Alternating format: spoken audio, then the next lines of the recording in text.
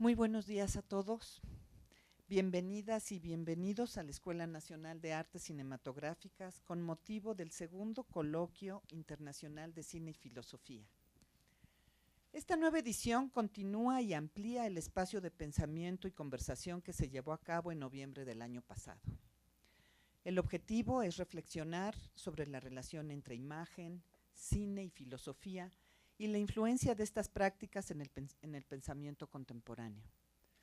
Participan expertos en el campo del pensamiento cinematográfico que realizan importantes investigaciones multidisciplinarias en torno al cine y su relación con otros campos, filosofía, política, tecnología y otros más. Estudiar cine en una universidad implica no solo conocimientos técnicos, sino la posibilidad de pensar con y alrededor de las imágenes, acompañados por autores de diversas disciplinas. Al ser un evento académico, el propósito es que las reflexiones que se presenten en las mesas puedan generar nuevo conocimiento y nuevas líneas de investigación cinematográfica. Agradezco la organización y el trabajo realizado por la doctora Sonia Rangel y el doctor Isaí González, y a la doctora Sandra Lueve y el maestro Gabriel Herrera por la coordinación logística y de promoción.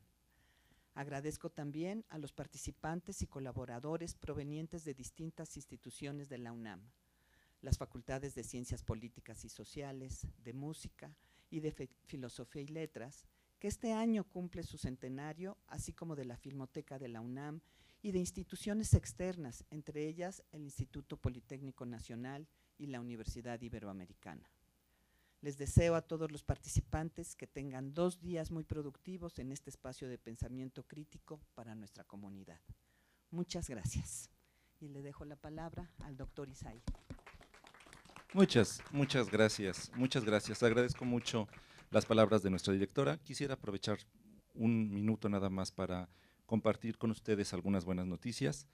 En primer lugar, nos da gusto anunciar que las ponencias del primer Coloquio Internacional de Cine y Filosofía, el que llevamos a cabo en noviembre del año pasado, serán publicadas próximamente. Dichas reflexiones han generado el interés de la revista Reflexiones Marginales, de la Facultad de Filosofía y Letras, muchos de ustedes la conocen, y agradecemos la invitación que nos han hecho para integrar un número sobre los contenidos trabajados la ocasión anterior. Les pedimos por favor que estén muy atentos porque en breve apareceremos por ese medio. En segundo lugar, quisiéramos mencionar que este coloquio se enmarca dentro de las actividades del recién creado grupo ICSI, Grupo de Investigación, Creación en Sonido e Imagen. ICSI está conformado por una serie de investigadores, académicos, especialistas y artistas, muchos de casa, en un ejercicio multidisciplinario, realizan actividades que, como su nombre lo indica, tienen que ver con el pensamiento, la investigación y la creación en temas de imagen y sonido. A la fecha, ICSI, bajo el nombre de Anima ENAC, ha organizado 4 charlas magistrales y un taller con animadores nacionales y extranjeros, además de un taller de audio inmersivo Ambisonics. Este coloquio se suma a las actividades inaugurales de este grupo de investigación. Y en tercer lugar, quisiéramos compartir con ustedes con mucha alegría que debido al éxito de los primeros 2 coloquios estaremos llamando a un Congreso Internacional de Cine y Filosofía para la primavera de 2025. Este congreso abrirá sus puertas a estudiantes, investigadores, creadores y artistas de todo el mundo. En breve publicaremos la convocatoria esperando que sea de interés de todos y todas ustedes y se animen a enviar no solo ponencias, cortos, videos en general, todo lo que ustedes hagan. Va a ser una gran fiesta multiinstitucional y no queremos que nadie se quede fuera.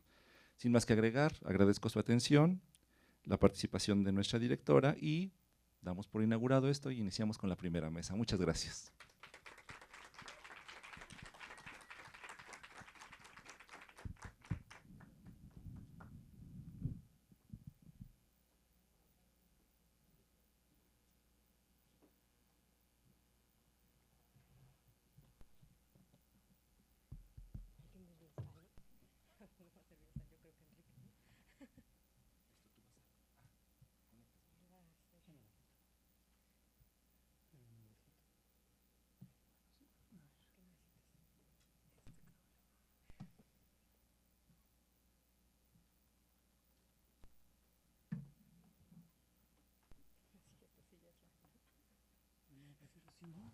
No, digo que esta silla sí, es como el sonido. el sonido. El sonido. Ándale, pues estamos al sonido. No lo vemos. No lo vemos, pero ahí está. Pero ahí está. Ahí voy a tener que. No sé si acerca. Uy, ¿por qué se me fue la imagen? Bueno, a ver, tú conéctalo. Ahí está. Después lo prendemos.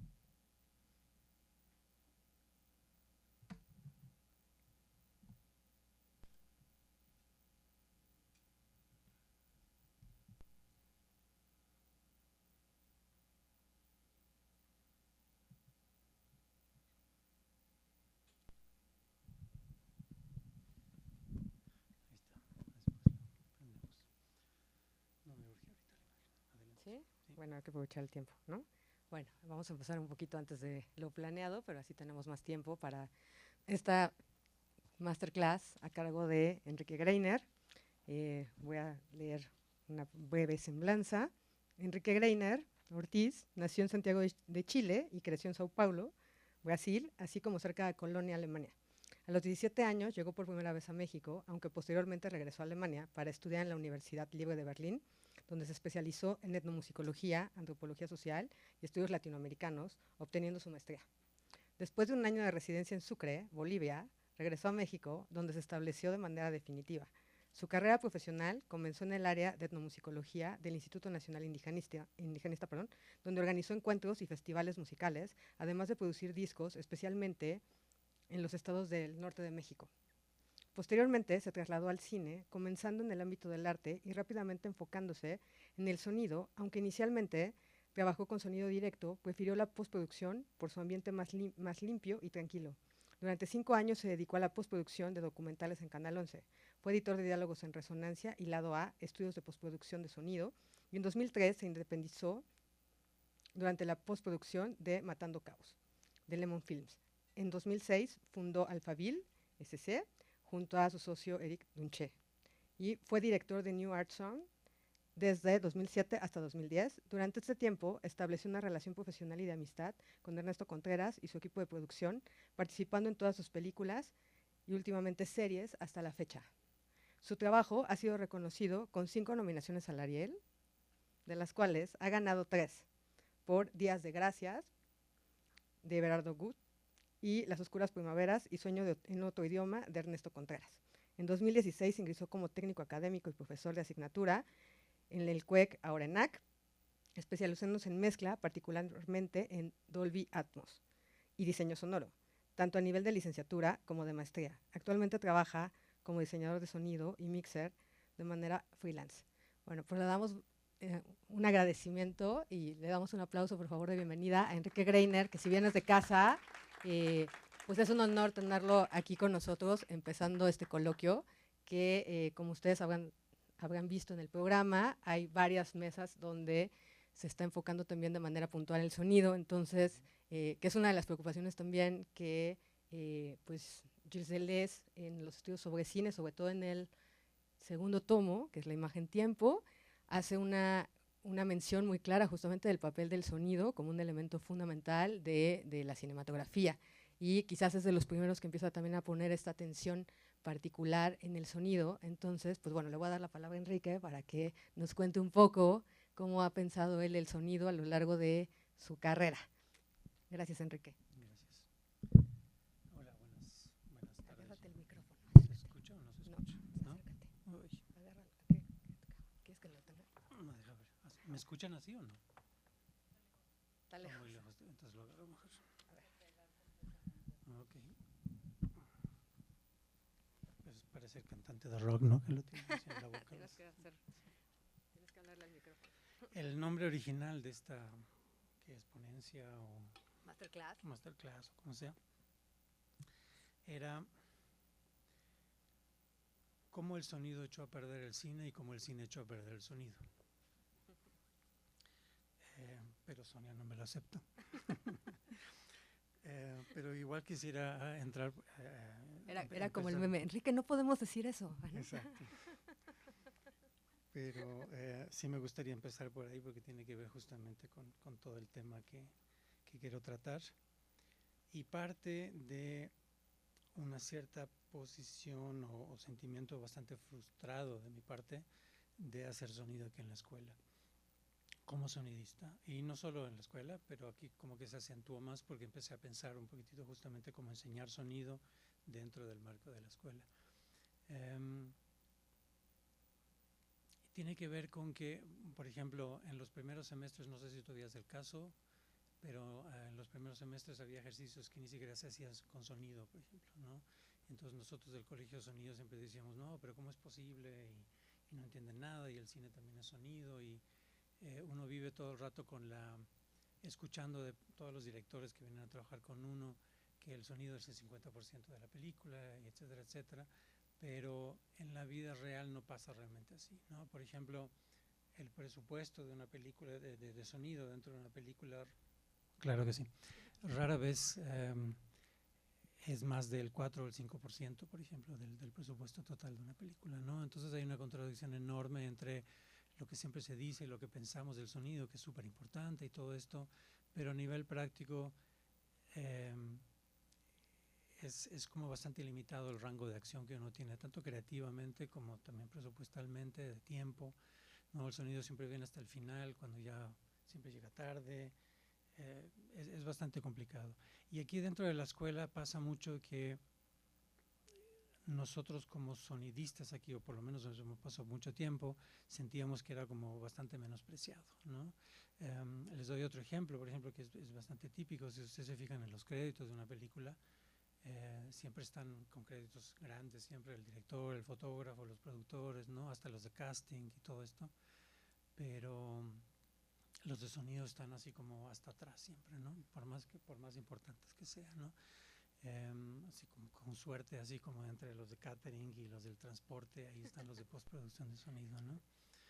Entonces entre lo que se dice todo el rato y lo que pensamos, pero en lo que realmente estamos haciendo y el peso que le damos pragmáticamente dentro de una película o de cualquier proyecto audiovisual es como muy contradictorio. Y en la escuela eso también se refleja, ¿no? Se refleja mucho por el tiempo que tenemos para hacer la postproducción de sonido, que es mi caso, el tiempo que tenemos de clases de sonido, todo eso. Entonces hay como una... Y la posición a veces bastante... digamos, a veces hasta agresivamente en contra de darle demasiado peso al sonido, ¿no? Otro ejemplo, por ejemplo, es que hasta hace poco teníamos clases de sonido en maestría, pero ya no hay, ¿no? O sea, hay foto, pero no hay de sonido específicamente. Voy a hablar después de cine documental también en alguna parte, pero son ejemplos donde hay una constante posición de tratar de encontrar un hueco, de tratar de darle más espacio al sonido aquí. Pero eso me llevó en algún momento a investigar un poquitito por qué esa aversión, digamos, de estar en contra de incluir el sonido en el cine, y con que es el tema con el que quiero empezar. Pero me adelanto, digamos que entendí un poco cuál era el punto y, digamos, me pasé a ese bando. O sea, me volví, digamos, en contra del sonido en el cine de cierta manera, que quiero explicar. Porque entendí ciertas cosas que tienen que ver justamente con la diferencia, cómo funciona el sonido en general y cómo funciona la imagen, ¿no? Al final voy a llegar a cierto punto, pero son como varias experiencias y varios caminos de pensamiento que he tenido en los últimos años y quiero describirlos todos. O sea que voy a tener que regresar cada vez y siempre voy a llegar al mismo lugar para después ver un poco cómo puede continuar, digamos, el papel o el sonido, la función del cine en audiovisual o en general en arte. ¿Sí? Hay ciertas partes por tiempo, porque a veces me extiendo, a veces se me olvida la mitad que me gustaría leerles. No es mucho, pero siento que es como más sintético, está mejor descrito. Empiezo con justamente este interés de qué pasó en los años 20, que cuando se introdujo el sonido en el cine, y cuáles fueron las reacciones muchas veces negativas, a que el cine de repente sonara, ¿no? Sonara en el sentido de que el sonido estaba dentro de la película, no, por ejemplo, que que alguien tocara piano en la función de cine, eso no lo estoy incluyendo en esta parte. De manera simplificada, ha habido dos grandes tendencias en relación con la representación cinematográfica. Bazin caracteriza a esos dos grupos como aquellos que ponen su fe en la imagen y aquellos que ponen su fe en la realidad. O sea, hay cineastas que hacen el acto de representación en sí mismo su objetivo artístico y expresivo, a diferencia de los que subordinan el acto de representación a la restitución más fiel posible de una supuesta verdad o de una esencia de la realidad. En relación al sonido, esta oposición también se tradujo en posiciones opuestas frente a la banda sonora. Por un lado, había un cine mudo que carecía de diálogo y que clamaba por la invención y el desarrollo de un proceso de reproducción de sonido que fuera fiel, veraz y adecuado a la representación visual, que a su vez sería estrechamente análoga a la realidad. Pero el otro cine mudo, en contraste, asumió y buscó su propia especificidad en el lenguaje de las imágenes y la máxima expresividad de sus medios visuales. Fue el caso de las grandes escuelas de los años 20, el surrealismo, el impresionismo francés, el montaje y el constructivismo soviético y el expresionismo alemán, entre varios más. Lo importante era que el cine intentara desarrollarse hacia un lenguaje universal de imágenes. Se ha señalado que el cine mudo, cuyas técnicas expresivas están cargadas de un cierto toque de realidad, la falta de sonido, la falta de color, por ejemplo, de alguna manera favoreció una considerable falta de realismo en su narración y representación. O sea que esa concentración de que el cine no fuera tan realista fue primero por razones técnicas, digamos, porque no existía el sonido, técnicamente no era posible, o sea, el desarrollo del sonido en el cine fue posterior y fue más difícil que el de la imagen. Pero aún así, la era del apogeo del cine mudo, me falta una frase, no.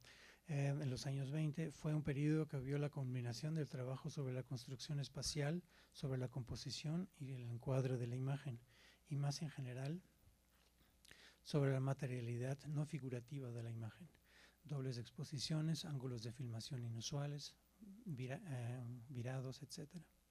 Sin embargo, también fue una era que prestó mucha atención a temas cinematográficos que involucraban los sueños, lo fantástico, lo imaginario. Así, no es sorprendente que la llegada del cine sonoro encontrara dos respuestas radicalmente diferentes de esos dos bandos opuestos. Para el primer grupo, el cine sonoro fue aclamado como un logro de la verdadera vocación del lenguaje cinematográfico, una vocación que hasta ahora se había retrasado debido a cuestiones técnicas. En el extremo más radical, algunas personas consideraron que con la adición del sonido, el cine recién ahora estaba realmente comenzando y que en adelante el cine apuntaría tanto como fuera posible a abolir cada barrera que separaba al cine de ser un reflejo perfecto del mundo real. Esta posición fue, por lo tanto, el producto de críticos y teóricos, los más notables el mismo André Bazin y sus seguidores en la época de los años 50, en la década de los años 50. El segundo grupo, sin embargo, que es el que yo empecé a interesarme por ellos, digamos, y que dije ahorita que como que me pasé un poco a su bando, sin embargo, a menudo percibió el sonido como un verdadero instrumento de degradación del cine. Era simplemente un dispositivo para convertir el cine en una copia o doble de la realidad, a expensas del trabajo sobre la imagen y el gesto. Esa posición fue adaptada, a menudo de forma excesivamente negativa, por varios directores, varios de los cuales tardarían mucho tiempo en aceptar la presencia del sonido en las películas. A finales de los años 20 se vio una avalancha de manifiestos dedicados al cine sonoro. Lo que pasó ahí fue que justamente como ya vieron que no había manera de impedir el sonido, que el sonido entrara al cine, lo trataron como de canalizar hacia una manera de hacer sonido que no fuera tan en sync, tan coordinada con la imagen, sino que tuviera su propia lógica, su propio ritmo, todo, ¿no? Por ejemplo, en 1928, Eisenstein, junto con Alexandrov y Pudovkin, firmaron un manifiesto bastante conocido, proponiendo que la no coincidencia o el contrapunto entre sonido e imagen era el requisito mínimo para que el cine sonoro no se sometiera al teatro. Por su parte, Charles Chaplin se negó a aceptar las películas habladas. En una entrevista de 1922, atacó a quienes favorecían el sonido. Dijo: están arruinando el arte más antiguo del mundo, el arte de la pantomima. Están destruyendo la gran belleza del silencio. Están derrotando el significado de la pantalla. A mí se me hacen esos dos últimos comentarios bien importantes porque mencionan ya algunas de las cosas de que después también quiero hablar, que es uno es la referencia al teatro, que es justamente la disposición, digamos, espacial de cómo vemos el cine, que es igual al teatro, ¿no? Hoy en día, igual como ustedes ahora viéndonos a nosotros, y que es también de los conciertos de música, ¿no? Es como una disposición muy específica, muy enfocada de ustedes nos están viendo a nosotros, ¿no? Y nosotros les estamos como que poniendo algo, pero no hay mucha interacción. Y lo otro es muy parecido, es cuando cuando Charles Chaplin habla de la pantalla, ¿no? Es la reducción de la imagen a un espacio muy limitado, bidimensional, enfrente de todos nosotros, ¿no? Aquí tengo este papel. Entonces, en ese momento es importante como que ver que el concepto de sonido en el cine se dividió en dos partes, ¿no? Y una de ellas es la que vemos en el 90-95% de las películas que vemos, que es un enorme peso del diálogo, ¿no? Todos los sonidos están en sync, y especialmente todo lo que estamos viendo también suena, ¿no? Los gringos tienen los estadounidenses, tienen una muy bonita expresión para eso que es see dog, hear dog, ¿no? O sea, ven el perro y escuchan al perro, ¿no? O sea, todo lo que vemos tiene que sonar. Son como las características muy esenciales de casi todo lo que vemos y lo que hacemos todo el día. Y lo que a mí, como profesional también de hacer diseño sonoro y mezcla, también me toca trabajar todo el tiempo. Y de ahí viene un poco la frustración, digamos, con el sonido en el cine, que mencioné al comienzo, ¿no? Pero existe esa otra parte que empezó a trabajar el sonido de otra manera, de ver maneras diferentes de entrelazar sonido, de volverlo independiente o de tener su propio discurso que esté en contrapunto, que esté conectado con la imagen, pero que no sea tan específicamente en sync, ¿no? Y sí me gustaría, como si me echas un poco la mano, que es lo que hablamos la vez pasada, de alguno de esos cines, digamos, claro, ¿no?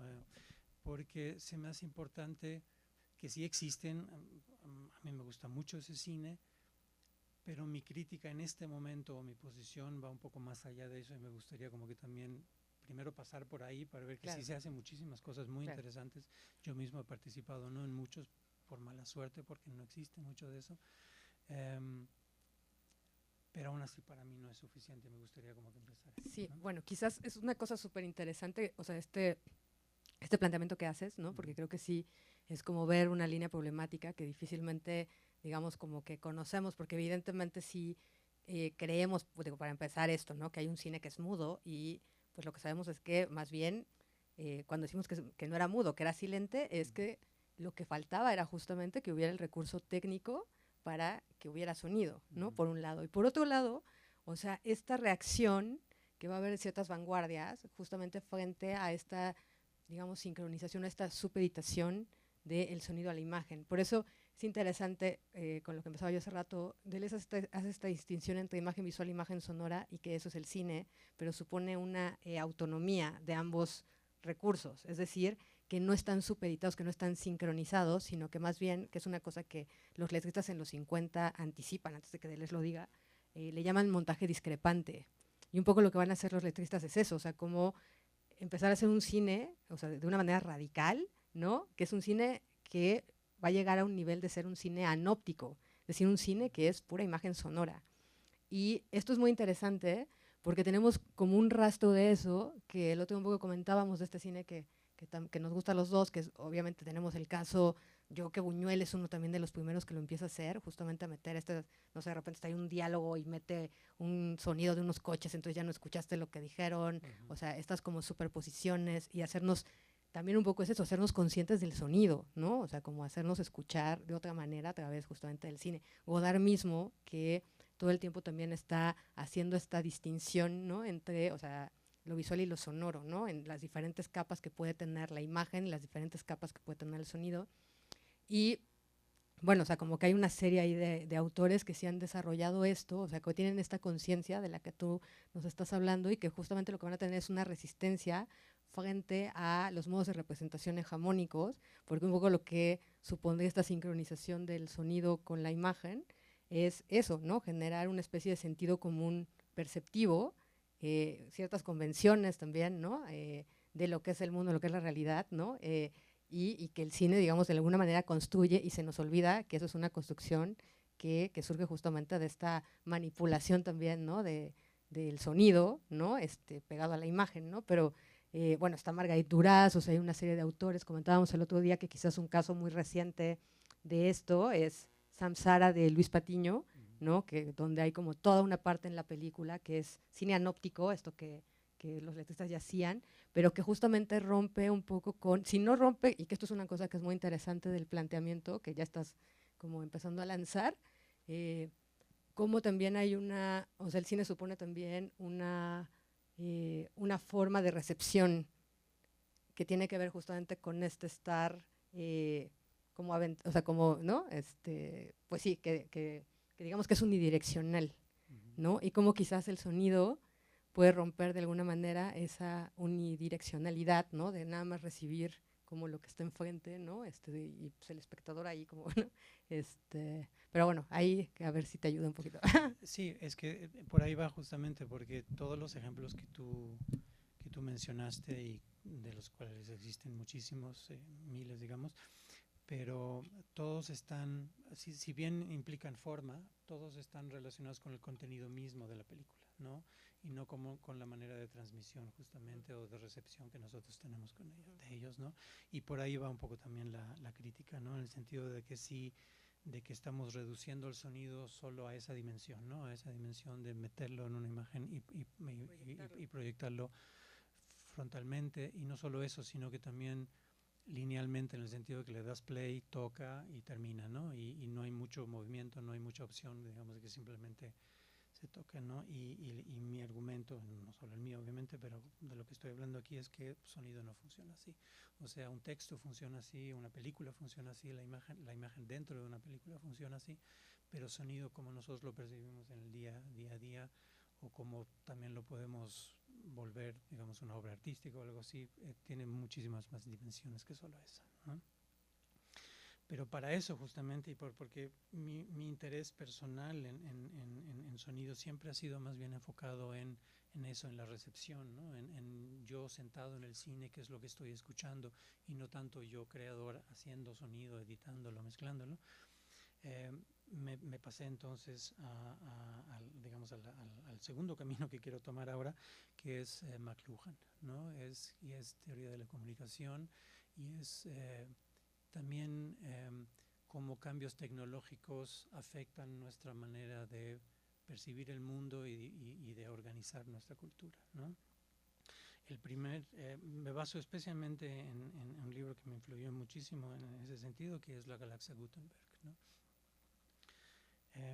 Y son tres temas principales los que me interesaron ahí, los que me resaltaron mucho. McLuhan no habla mucho de cine, entonces habla más bien de comunicación en general y de tecnología, y yo quiero como que enmarcar el cine como parte de lo que le está hablando, a pesar que él mismo específicamente casi no ha escrito mucho sobre eso, ¿no? Quiero leer esas tres razones, o los tres temas, digamos, que él toca para digamos, explicar un poco. El primer argumento que él usa mucho es que la comunicación, lo importante no es el contenido o la información que se transmite, sino el medio, el canal por el que fluye. En ese sentido, si me concentro en cómo funciona o cómo opera, o cómo nosotros percibimos y vivimos el sonido, a diferencia de cómo opera la imagen, por ejemplo, mi primer interés es ver si el formato mismo del cine es el adecuado para transmitir todo lo que abarca lo sonoro, el mundo sonoro y el mundo oral, ¿no? Y ahí es como empieza un poco la noción de que el cine solo usa una parte muy chica del sonido en general, ¿no? Y el sonido es muchísimo más que eso. Entonces sí empezar un poco a pensar en formato de cómo estamos, o sea, cómo afecta el hecho que estemos en una sala, por más bocinas, si se fijan, aquí estamos en una sala Atmos, tiene bocinas en el techo, ¿no? Pero aún así estamos en una caja frontal, y eso afecta obviamente o reduce, digamos, la manera como nosotros podemos reproducir aquí adentro el sonido, ¿no? La segunda razón, y esa me parece una de las más importantes, es que el McLuhan habla sobre el cambio radical que existió en nuestra percepción y en nuestra manera de pensar y de entender el mundo a causa de la invención de la imprenta. Y por eso el libro se llama Galaxia Gutenberg. Y de la difusión masiva de textos, libros, etcétera, en los siguientes siglos. Nuestra visión del mundo estaba definida antes de la imprenta como predominantemente sonora, en contraposición a la era visual que surge con la llegada de los medios impresos. McLuhan argumenta que las culturas orales que proceden a la imprenta estaban más centradas en la experiencia auditiva y en la comunicación directa, lo que fomentaba una conciencia colectiva y tribal. Con la invención de la imprenta se observa un cambio significativo hacia una cultura visual. Uy, ven acá. Me faltó una frase. La difusión masiva de la información escrita transformó la manera en que las personas interactuaban con el conocimiento. Este cambio no solo alteró la forma en la que se comunicaba la información, sino que también modificó la percepción del mundo, llevando a una fragmentación de la experiencia colectiva y a un enfoque más individualista. Voy a regresar un poco después de ese tema, pero el tercer punto también se me hace muy importante, y a él voy a llegar hasta el final, pero lo quiero introducir aquí porque justamente viene originalmente de McLuhan. La tercera razón por interesarme por McLuhan es que al concentrarse en el cambio que hubo en nuestra manera de percibir el mundo con la invención de la imprenta y sus consecuencias, identifica a la vez que la tecnología digital está provocando un cambio similar en nuestra época. Cambio similar no en el sentido de que el contenido, digamos, del cambio es el mismo, sino que estamos nosotros también teniendo un cambio a través de un cambio tecnológico, un cambio de nuestra percepción del mundo y cómo nos conectamos, cómo comunicamos y cómo nos movemos en él. La digitalización y el acceso instantáneo de la información a través del Internet han creado una aldea global donde la comunicación se vuelve más inmediata y accesible, pero también más superficial. Este entorno digital ha intensificado la interconexión y ha transformado nuestra percepción del tiempo y el espacio, similar a como la imprenta lo hizo en su momento. McLuhan enfatiza que tanto la imprenta como los medios digitales alteran no solo la forma en que nos comunicamos, sino también cómo percibimos el mundo. En la era digital, la información fluye de manera rápida y continua, lo que puede llevar a una sobrecarga sensorial y a una disminución en la profundidad de la comprensión. Así como la imprenta llevó a una nueva forma de alfabetización, la digitalización está creando un nuevo tipo de alfabetización digital que requiere habilidades diferentes para navegar y comprender la abundancia de información disponible. Me gusta mucho esto, lo de las habilidades diferentes para navegar, porque tiene que ver un poco con esta noción de que el cine está como que entre medios. El cine empezó antes de la digitalización, todavía continúa también esa digitalización, pero todavía tiene como muchos formatos, digamos, de una época anterior a la digitalización, al Internet, y como todo el mundo nos comunicamos ahora, redes sociales y todo eso, ¿no? Entonces ahí es donde entra como que la noción de que el formato mismo del cine le está quedando chico a lo que nosotros estamos empezando a hacer en artes, en comunicación, en trabajar, digamos, en el mundo digital, ¿no? Y aquí hay una parte nomás que es corta, digamos, que explica un poco cómo el cine mismo también hace parte de este mundo visual, digamos, que no tiene mucho que ver con la imprenta misma, ¿no? Pero funciona de una manera diferente a como nosotros leemos un texto, ¿no? En contraste, el oído y el tacto que dominaban el flujo de información antes de la invención de la imprenta el oído y el tacto que dominaban el flujo de la información antes de la invención de la imprenta se caracterizan por su naturaleza difusa en la recepción de información. A diferencia de la percepción visual, ni el oído ni el tacto operan de manera lineal. Los sonidos llegan desde múltiples direcciones y se combinan en el oído, y el sistema nervioso no procesa las imágenes acústicas de la misma manera que lo hace de las visuales.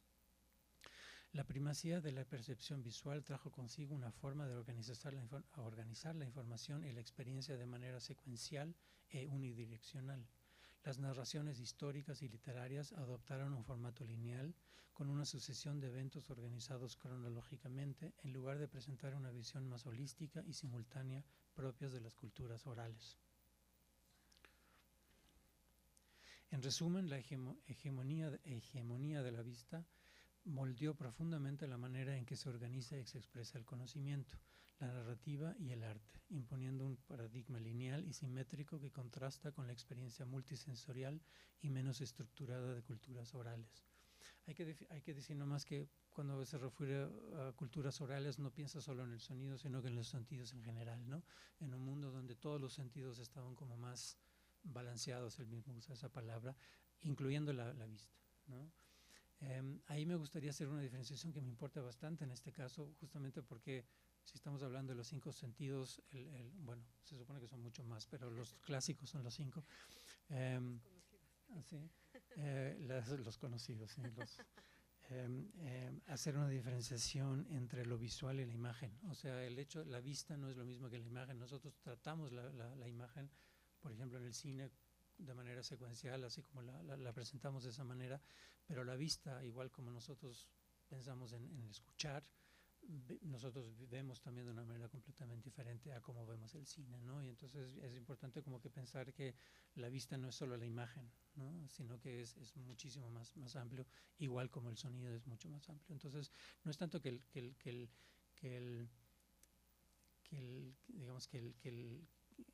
el sonido tenga, digamos, una ventaja sobre la imagen, sino que al nosotros concentrarnos o volver textual y lineal toda la parte de la imagen, hicimos lo mismo con el sonido, ¿no? Y esa es la parte que aplanamos, ¿no? Y esa es un poco la parte que se critica, ¿no? Y lo que voy es, hablando de los ejemplos que dijiste, por ejemplo, de todos los cines que tratan de romper, digamos, con ese esquema de la sincronía y de todo esto, es que siguen estando todavía en este mundo, ¿no? Claro. En este mundo justamente muy reducido de la imagen como, o sea, más bien de la vista como imagen y no de un concepto de vista mucho más amplio que tenemos afuera, ¿no? En el mundo real, ¿no? ¿Puedo? Sí, por supuesto. Bueno, a partir de lo que estás diciendo, es que a mí me parece muy interesante, como la tesis que tienes justamente de la tradición oral, o sea, como partir de de la tradición oral como una forma distinta al espectáculo, ¿no? Y que tendría que ver también con esta forma perceptiva que digamos que es anterior y que es por retomar también, porque se supone que este coloquio también es un poco un pretexto a partir de los 40 años de los estudios sobre cine, pero hay en un texto de les habla de una forma de percepción áptica. Y esa percepción áptica tiene que ver justamente con algo que más bien, o sea, creo yo, pasaba, por ejemplo, en el Paleolítico. Si pensamos en las cuevas, por ejemplo, ¿no?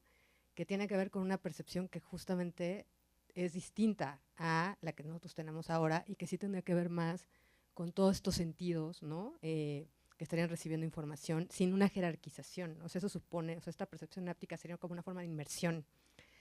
Y a mí me parece interesante también porque no podemos obviar, y en función también de lo de McLuhan, que pues nuestra sensibilidad está aparatizada, es decir, que se produce a partir de que se generan tecnologías, aparatos, ¿no? Formas de representación. Y en ese sentido, pues justamente lo único que ha pasado con estas tecnologías es que de alguna manera han repetido como estas formas, ¿no? Y digamos que pocas veces esta tecnología lo que hace es amplificar, por decirlo de alguna manera, o sea, nuestra percepción, ¿no? Porque se reduce, ¿no? A replicar lo que ya tenemos, ¿no?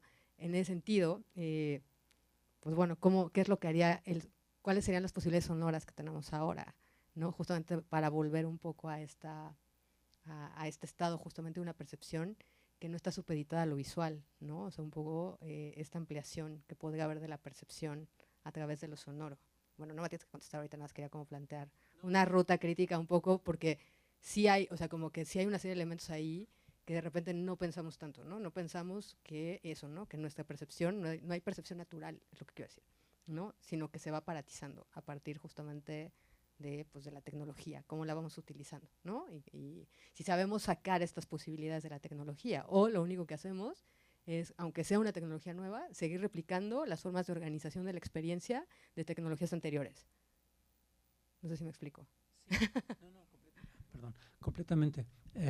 Pero parte de la respuesta te lo voy a dar al final, porque todavía tengo, digamos, o sea, esta fase como un poco frustrante y negativa, todavía no ha terminado, porque todavía tengo un par de quería temas. hilar un poco Sí. otras cositas. Sí, no, está perfecto. Pero justamente ahí voy. Uno de los ejemplos es a lo que hacemos aquí, justamente, y a lo que yo me he especializado últimamente, que es Atmos, ¿no? Que voy a explicar un poco mejor al rato, pero me gustaría meter aquí justamente un ejemplo de un intento de volver el sonido más inmersivo, que es Atmos, con una película que me imagino que todos han visto, que es Roma.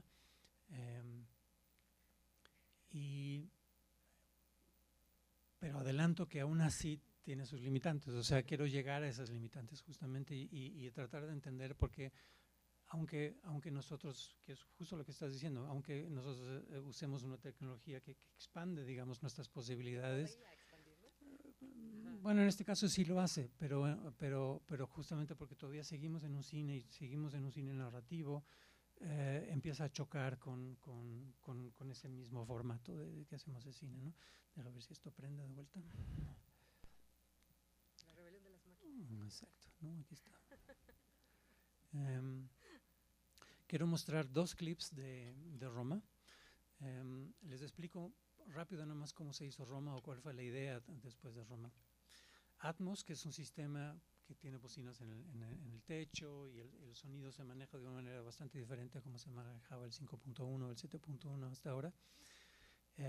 Surgió recién hace un poco más de 10 años, justo cuando Cuarón estaba haciendo Gravity. En Londres lo estaban mezclando. Y él no lo conocía mucho. Y poco antes de terminar Gravity, los sonidistas que estaban mezclando la película le dijeron, salte un par de días, te queremos mostrar algo. Y entonces ellos agarraron Gravity y lo volvieron Atmos. O sea, hicieron unas escenas no entera, no toda la película.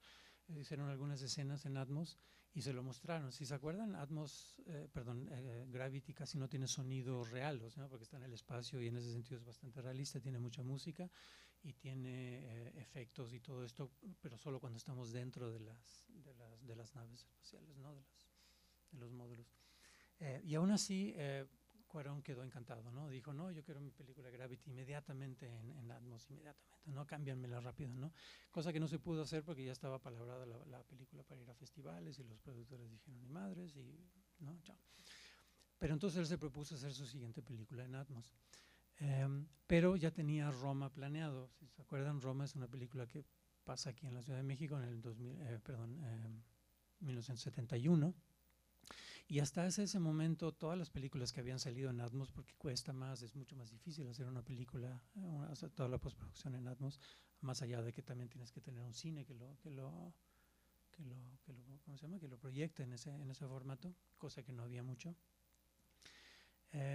Entonces estaba un poco, la mayoría de las películas que habían esto eran películas como Transformers o Aliens, ¿no? Con efectos, naves espaciales y monstruos y por todos lados, ¿no? Pero no una película cotidiana en la Ciudad de México y además en el 71, ¿no? Cuando las películas todas eran en mono. Y entonces lo que él se propuso fue recrear justamente en sonido toda esta época. Y si se fijan, si analizan la película, tiene muy pocas escenas donde panea, por ejemplo, o donde tenemos contracampos, ¿no? Casi siempre la película es frontal, a veces se mueve así, ¿no? La cámara, o en las calles, por ejemplo, 2 de las escenas que quiero mostrar son justamente así. Pero rarísimas veces vemos todo lo demás, porque la propuesta era justamente que todo lo demás se escuchara y no se viera, o sea, que la recreación fuera mucho más sonora que visual. Y además, solo lo filmó y lo pudo filmar así cuando él ya estaba seguro de que todos los sonidos que él quería poner ahí, la banda que pasa, los vendedores de chunche, de camotes y cositas enfrente al cine y todas esas cosas estuvieran ya resueltas. Entonces, durante 7 meses estuvieron primero grabando puros sonidos y haciendo una enorme librería de sonidos. Se la mostraron y dijeron, ok, ya tenemos los elementos suficientes para entonces o sea, ya tengo la seguridad que puedo filmar así porque ya tengo los elementos para recrear todo lo demás a través del sonido, ¿no? Y eso se me hace muy interesante. A mí en lo personal se me hace, digamos, me ayudó muchísimo a introducir o mostrar aquí Atmos en la escuela, justamente porque no es efectista, o sea, como decía, no se centra en películas de ciencia ficción, que cosa que aquí casi no existen, no solo en el CUEC, sino en México, sino que es una película normal que se puede, digamos, hacer el sonido en Atmos, ¿no? Pero primero se los voy a mostrar y después quiero decir, a ver, ¿cuál era esta? Esta es la primera. Esta escena es súper famosa. Es todo el recorrido de la empleada por Insurgentes, cuando ella llega a Insurgentes, ¿no? A ver si suena. Ok. Si se fijan, y sé cómo se hizo la película, digamos, todas las personas que vemos hablan. O sea, hay un diálogo para cada persona que nosotros vemos en imagen. Cada coche que pasa tiene su propio sonido, no solo eso, sino que cada coche que pasa tiene su música dentro del coche, ¿sí? Más allá de un montón de otras cosas que están pasando como efectos y todo esto, ¿no? Pero entonces, y esto en Atmos, o sea, aquí lo estamos escuchando en estéreo, perdón, no tengo la versión en Atmos, en todo caso aquí el sistema Atmos todavía lo estamos cambiando y no funciona, pero esto si lo ven en película es todo alrededor de nosotros, ¿no? Y es muy impresionante el armado, ¿no? Pero lo que pasa, a mí por lo menos me pasó, es que yo estaba tan atento a estar escuchando todo esto que no me di cuenta que el personaje que vemos al final es el papá. O sea que toda la historia tiene que ver con que ella está caminando por Insurgentes va al cine y de repente ve al papá con otra mujer, ¿no? Yo tardé como 2 o 3 veces en darme cuenta de eso. Justamente porque estaba concentrado en lo inmersivo, o sea, estaba concentrado en tratar de escuchar la película como él la estaba reproduciendo, ¿no? Y eso le pasó a muchísima gente. Existe la anécdota de Mari Carmen, la directora, cuando salió la película, que la fue a ver al cine, ¿cómo se llama? El cine Tonalá, y que varias veces se volteó para que los de atrás se callaran, por favor, y era la película, ¿no? O sea, era tan realista, tan capa, o sea, claro, y uno escucha cada cosa, ¿no? Y eso choca con la narrativa, o sea, pasa mucho que uno se distrae. Ahorita voy a hablar un poquitito por qué pienso que eso pasa. Quiero mostrarles primero la otra escena, que es un ejemplo donde este cambio de estoy en un lugar donde estoy escuchando todo a de repente me concentro en la historia de la película, que es la historia de esta empleada, ¿no? Que se embaraza y pierde el hijo. Como aquí sí lo logra porque de repente se reduce todo nuestro campo y nos concentramos en algo que sí estamos viendo, ¿no? Cosa que creo que, por eso el ejemplo del papá, creo que no funciona tan bien. Entonces existen como las dos maneras de manejarlos. Se los paso. Esta es muy larga, les quiero mostrar nomás al comienzo cómo llegamos. Esto es de Ecatepec, se supone. Sí, o como era Ecatepec en el 1, sí, un poco triste. Está igual. Sí, ella llega, todo esto es muy parecido a la escena que acabamos de ver, o sea, aquí suena, hay un cañón ahí, hay un circo atrás, se escucha una campaña política de Jan González, toda la gente que se sale del camión. Después pasamos por unas calles donde en cada casa hay gente, hay música, los perros, no sé, ¿no? Después vamos a un campo donde hay puestos de comida, esos son estos, cada uno de ellos, realmente cada uno de ellos hablan, se escucha la fritanga, los diálogos, todo, después hay un partido de fútbol y después estamos en este entrenamiento militar, ¿no? Del grupo que después lo lanzarían contra los estudiantes. Ella va ahí buscando justamente a su novio o lo que sea, que la embarazó y se desapareció, ¿no?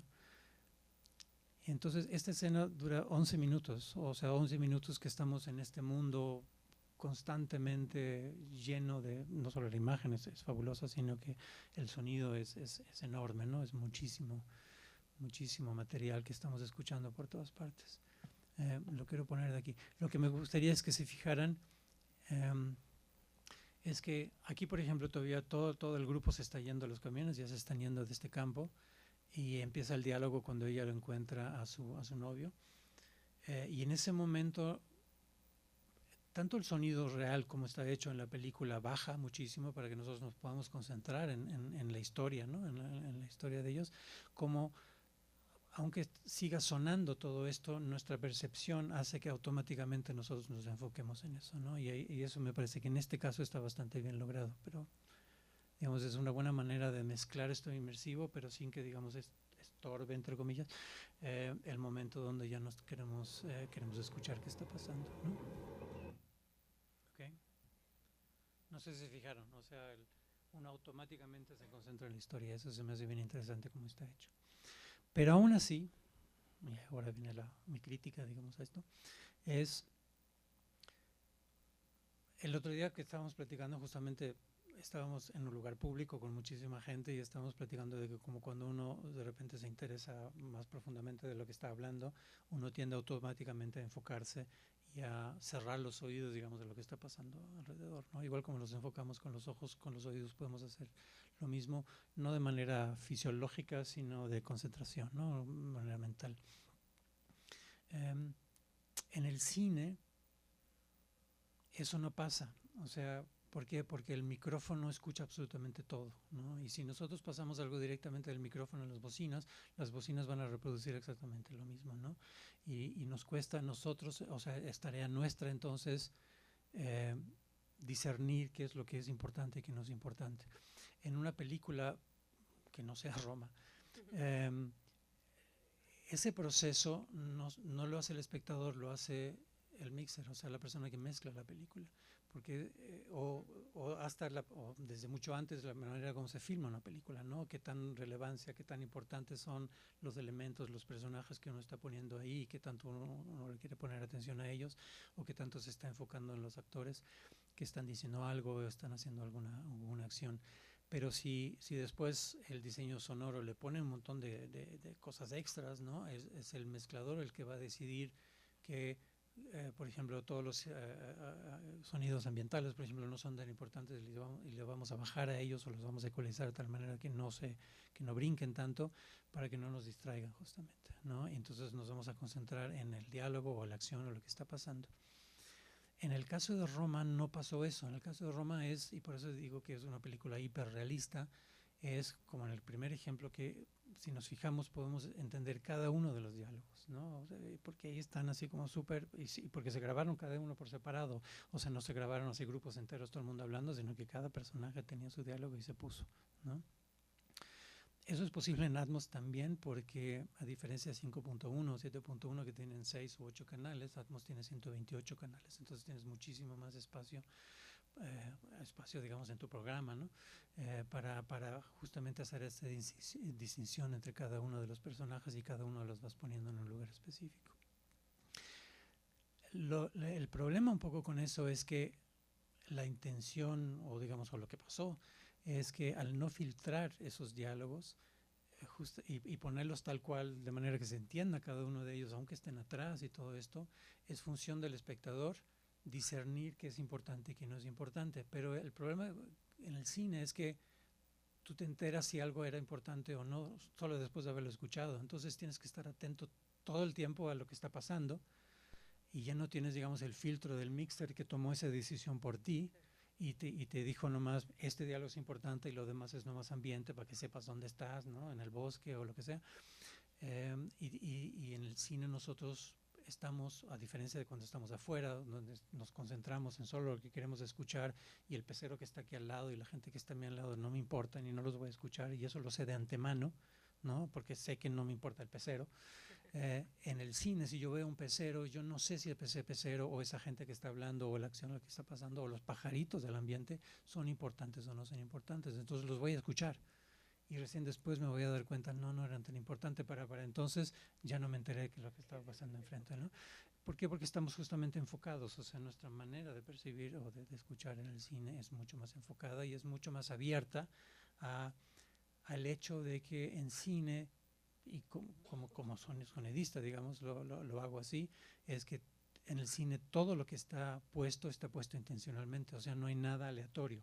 No hay así de que voy a grabar cualquier cosa y le voy a poner a ver si suena, sino que cada elemento está puesto ahí porque tiene una intención. Y eso el espectador lo sabe, ¿no? Entonces, si de repente suenan todas las cosas, yo como espectador estoy abierto a empezar a investigar, digamos, si cada una de esas cosas es importante o no es importante, y me voy a dar cuenta que la mitad de ellas no eran tan importantes, y eso es un poco lo que pasa en Roma, y eso me parece interesante, porque tiene que ver justamente con el sonido inmersivo. O sea, el sonido inmersivo dentro de un cine como Atmos funciona solo si el mixer o digamos, la gente que hizo la postproducción de la película decidió sobre las capas de importancia que tienen dentro de la narrativa, pero entonces sigue siendo narrativo. ¿Sabes? O sea, no estás realmente inmerso porque estás tomando la decisión narrativa de decir esto es más importante y lo demás es nomás ambientación. Y entonces es un paso, digamos, en la dirección de abrirlo y volverlo más como funciona el sonido, pero todavía con esta limitación de teatral, digamos, ¿no? De que lo que es importante está pasando enfrente y alguien te está diciendo, escucha algo por ti, escucha esto más que lo otro, ¿no? ¿Puedo? Sí, por supuesto. Bueno, hay una cosa justo que es muy interesante porque como este planteamiento, hay un texto que es fundacional también de los estudios sobre cine, que es el texto de Walter Benjamin, que seguro conocen todos, la obra de arte en la época de su reproductibilidad técnica. Y ahí Benjamin dice una cosa, o sea, como justo es de los primeros textos donde se habla del cine y lo que provoca, lo que el cine va a provocar en términos justamente de una modificación de la percepción y de la organización de la experiencia, ¿no? Que también es lo que quiere decir, ¿no? Y es muy interesante porque él habla que justo en el cine lo que se va a dar es una percepción distraída. Y tiene que ver justo con esto que estás diciendo, con que esta mutación, si queremos, ¿no? De la sensibilidad que estaría, ¿no? Abriéndose en el cine, inaugurándose en el cine, tiene que ver con justamente que ya no tienes que estar como atento a una cosa. Como en el caso, pues pone el ejemplo obviamente contrario de la pintura, ¿no? Dice, pues en una pintura tú puedes estar ahí el tiempo que quieras, ¿no? Pero acá es una percepción distraída, que no es en negativo, más bien está hablando que hay una dispersión, ¿no? Pero no jerárquica, pero que más bien tienes muchos estímulos y que entonces te toca a ti, un poco lo que acabas de decir, te toca a ti organizar. O sea, como que le pones atención, porque si te quedas pensando en el plano y en lo que pasó en la imagen, pues ya te fueron todo lo demás, o sea, el sonido, la escena, o sea, todo. Entonces implica obviamente que hay una activación, ¿no? Y una rapidez y una, ¿no? De procesos que tienes que hacer en términos justamente de organización de esa nueva experiencia que suscitaría el cine, ¿no? Entonces, bueno, nada más hacer un apunte porque me pareció muy interesante respecto a la descripción que acabas de hacer, ¿no? Quiero regresar a lo de Atmos en un ratito. Primero tengo otro punto entre medio y regreso justamente a explicar un poco mejor cómo funciona lo de Atmos en relación a cómo se arma y cómo eso cambia bastante el sonido en el cine.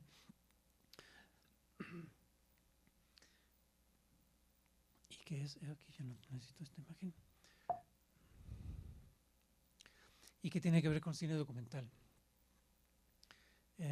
Otro autor que me interesó muchísimo y que en cierta medida trabaja, digamos, escribió muchas cosas muy parecidas a McLuhan, es, ¿dónde están las portadas? Aquí. Es un autor que se llama Walter Ong. No, esto es McLuhan. Ese es el, que yo sepa, el único libro en español, traducido al español, de Ong. Oralidad y escritura. ¿Sí? Creo que ni siquiera está medio agotado, es difícil de conseguir, yo lo tengo en PDF nada más. Sí, ¿no? Por favor.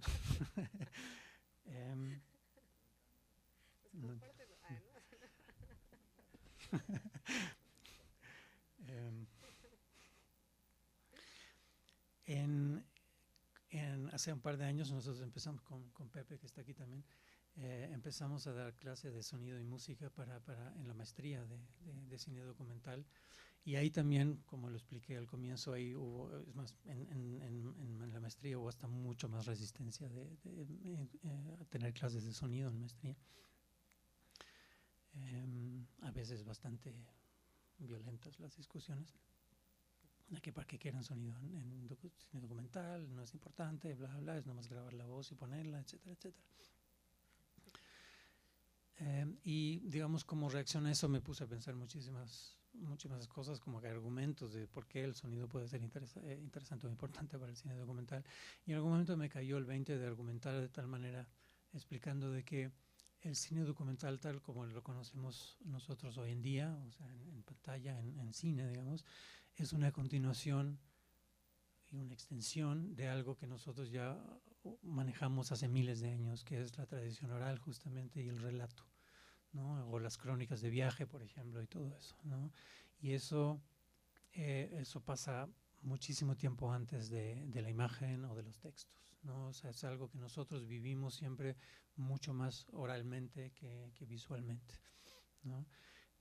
O con mucho más sentidos, o sea, viene de la tradición de yo estoy en mi pueblo, en mi aldea, lo que sea, y no tengo los medios para ir a otro lado a viajar, entonces algún viajero va a ir y va a regresar y me va a contar qué es lo que pasó. Técnicamente eso es un cine documental, ¿no? No más que ahora usamos la imagen para eso.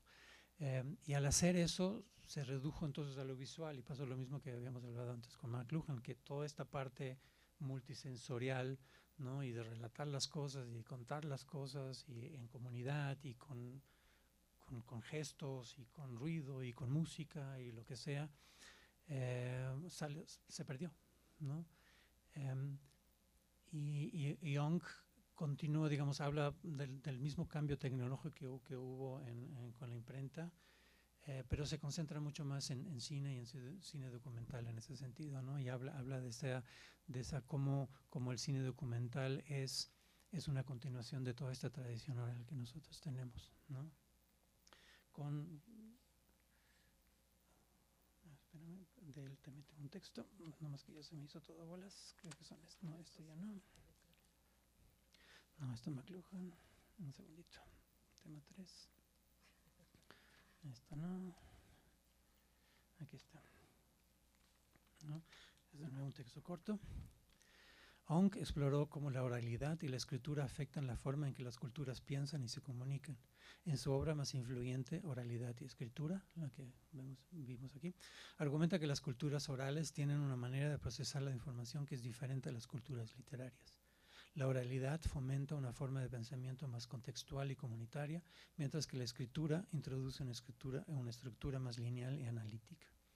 Escribió sobre cómo el cine documental puede ser visto como una continuación de una tradición oral milenaria de relatar sucesos.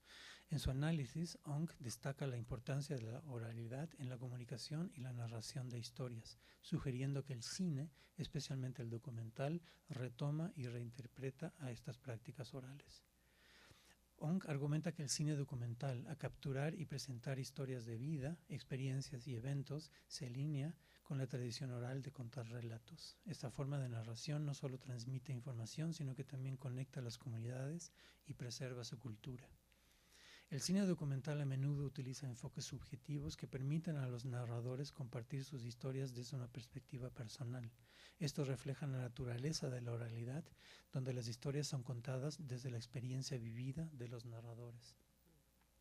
Ong explora cómo el cine, como medio visual, transforma la forma en que se comunican las historias, pero mantiene la esencia de la oralidad al centrarse en la narración y la conexión emocional. Esto se manifiesta en el uso de técnicas cinematográficas que evocan la inmediatez y la intimidad de la comunicación oral. Al igual que en las tradiciones orales, donde el público puede participar activamente en la narración, el cine documental invita a la audiencia a reflexionar sobre las historias presentadas, fomentando un diálogo entre el narrador y el espectador. Pero al traducir las tradiciones orales al cine documental, existen ironías, desequilibrios y contradicciones inherentes. El proceso de traducción cinematográfico afecta las experiencias del tiempo, la autoridad del narrador oral y la forma en que se articula la imaginación colectiva de la comunidad en la pantalla. Ong sugiere que los intentos de traducir aspectos de la cultura oral a forma cinematográfica deben verse como un proceso productivo e incompleto de transformación. O sea, me gusta mucho cómo lo escribe porque no es, digamos, completamente negado a que el cine documental, digamos, tenga la dimensión que lo tenía la tradición oral, pero dice que todavía es muy limitado, ¿no? Que todavía se puede se puede trabajar muchísimo en ese aspecto, de incluir, digamos, de regreso todas esas calidades que tenía una relación directa de alguien que está contando a una comunidad una experiencia que el cine ha perdido, ¿no?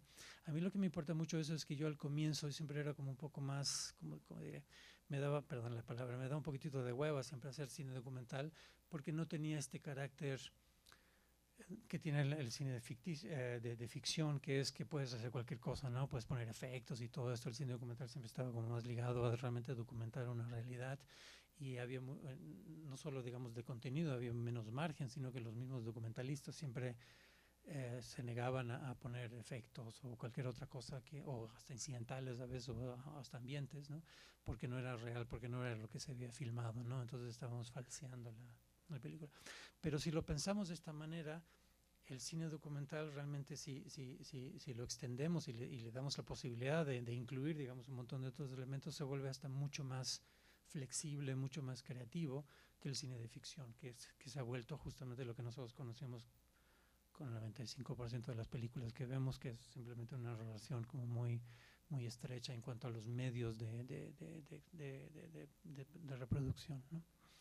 Y eso se me hace interesante porque conecta de nuevo entonces con este pasado, digamos, o sea, no en el sentido de regresar al pasado, sino que con una idea de que transmitir una historia, una experiencia a alguien que fue a ver algo y regresa y lo comenta y lo expone, también se podría llegar a, tal vez no en el cine como nosotros lo conocemos, pero sí en este cambio tecnológico que está pasando digital a futuro, ¿no? Se me hace también algo que no dije hace un ratito cuando estaba hablando de McLuhan, es esta idea. O sea, él comenta que con la imprenta comenzó un proceso que duró 500 años y que nosotros estamos recién al comienzo. O sea, el mismo McLuhan no conoció el Internet, conoció sí la digitalización, pero no el Internet. Él se centró mucho en la televisión, o sea, él habló muchísimo de la televisión como un avance tecnológico, ¿no? Cosa que a nosotros hasta nos parece como un poco retro ahora, ¿no? Porque casi nadie ve tele y la vemos como más bien como una caja tonta, pero para él vio un montón de cambios culturales en relación a cómo vemos la televisión que apuntaban a de lo que estamos hablando ahora, ¿no?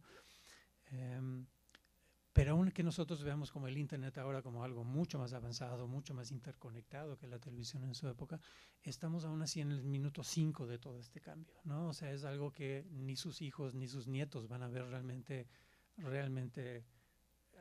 sea, al 100%, sino que estamos hablando tal vez 100 años o mucho más, no tengo idea.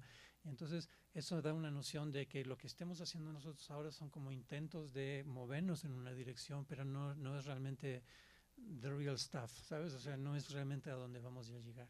Son como maneras de empezar a movernos en esa dirección. Y eso se me hace una idea bastante interesante, porque en relación al sonido, que es de lo que estamos hablando ahora, yo tampoco tengo ni una respuesta así como que cómo podemos solucionarlo. Simplemente siento que es como empezar a mirar hacia otra dirección y empezar a manejar las cosas de una manera diferente dentro de este marco que nos permite el Internet o la conexión digital o la globalización, ¿no? Esos son los 4 temas, digamos, que si se fijan todos llegaron un poquitito al mismo punto, ¿no? Que es como decir, el cine como lo entendemos ahora, a mí por lo menos como sonidista, me parece, o sea, hay una parte que me interesa mucho, que yo vivo de eso, me divierte muchísimo hacer mi trabajo, pero hay otra parte donde creativamente uno se topa con limitaciones que no veo, después de años de estar discutiendo y todo esto, que no veo solución dentro de la caja, ¿no? ¿Sí? Hay que salir de la caja. Sí. ¿Cuánto tiempo tenemos? Si quieres poquito. Me voy a brincar un par de cosas. Sí, 3 segundos, gracias. Bueno, no, es que un poco la idea también es que hubiera preguntas, sí, entonces, preguntas. ¿no? Pues si quieres unos 5 o 10 minutos. 5 minutos nomás, quiero mostrarles 2 cosas rápido.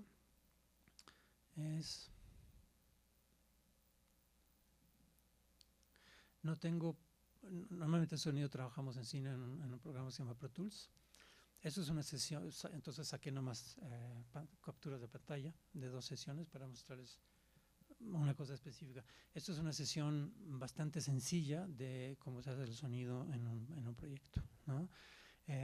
Pero si se fijan, se parece muchísimo a como, creo que más de ustedes conocen cómo se ve una edición de imagen, ¿no? Pero es muy parecida, o sea, es lineal. Yo le doy play aquí enfrente, ¿no? Y continúa y están todos los sonidos. Y si se fijan, son como muy continuos, ¿no? O sea, les explico, lo rojo y lo azul son los diálogos, ¿no? Son diferentes micrófonos, por eso tienen diferentes colores. Lo verde son los ambientes, que cada una de estas son locaciones continuas, ¿no? Y lo rosa de abajo es la música, lo de arriba es el reverb. Y es un documental sencillo sobre Derrida. Sí. Y en este caso es de estéreo nada más. Pero, y a eso voy un poquitito, digamos, impone esta lógica lineal, ¿no? O sea, uno puede poner todos los elementos que quiera, pero al final van a correr igual como corre un video, como uno lee un texto, como pasa todo lo que es play y hasta el final, ¿no? Como uno arma como es un proyecto sencillo, que además era en estéreo y no había mucho presupuesto, lo hice sencillo, pero les quiero mostrar cómo se hace un capítulo hoy en día. Sí, funciona. Sí. Esto es una serie que estoy haciendo en este momento, pero si se fijan, las categorías son parecidas, hay algunas más, pero lo que me importa es que ya no vemos esas líneas continuas, ¿no? Así como todos los diálogos de una tira, todo esto, ¿no? Sino que ahora todo es fragmentado. Aquí, por ejemplo, está fragmentado por personajes, que son estos aquí. Estos son los lavaliers de los personajes. Estos son los booms, ¿no? Los booms de cada escena. Esta es la música, ¿no? Estos son efectos, son un tipo especial de efectos. Lo que sí es continuo, por ejemplo, es el room tone, que es un tono que uno pone abajo de todo para darle continuidad a una locación. ¿Sí? Estos son efectos, no tiene muchos efectos porque no es una serie de efectos, pero si se fijan todos están salteados, ¿no? Que es a lo que voy en un momento más. Estos son incidentales. Aquí de nuevo vemos lo lineal, que son los ambientes, ¿no? En varios canales, ¿no? Y aquí abajo son algunas cosas extras que al final se hicieron para la pista internacional. Este proyecto, esta serie es en 5.1, ni siquiera es en Atmos, pero ya lleva, digamos, a la dirección que también hace Atmos, que es lo que quiero explicar rápido, porque como punto de partida, digamos, para lo que viene después. Atmos hace una diferencia, cuando uno hace una película en 5.1, digamos, tiene seis grupos de bocinas, que son las tres de enfrente, ¿no? La central, la izquierda, la derecha, que es donde pasa casi todo, ¿no? Los diálogos normalmente están aquí al centro, la música, por ejemplo, está left y right.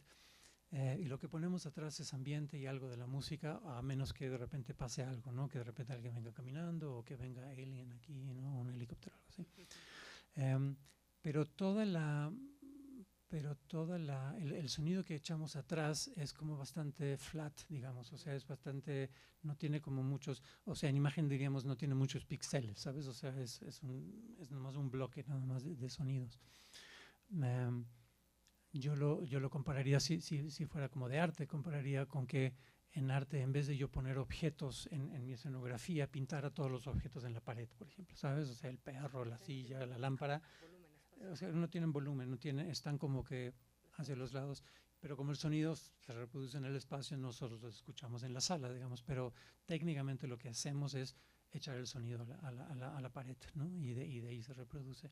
Atmos cambia un poco eso en que divide en dos categorías, que una es lo que se llama la cama, que se parece mucho al 5.1, nomás que es 9.1 porque tiene las bocinas de atrás y tiene las bocinas de arriba, ¿no? Entonces 1, 2, 3, 4, 5, 6, 7, 8, 9.1 es el subwoofer, ¿no?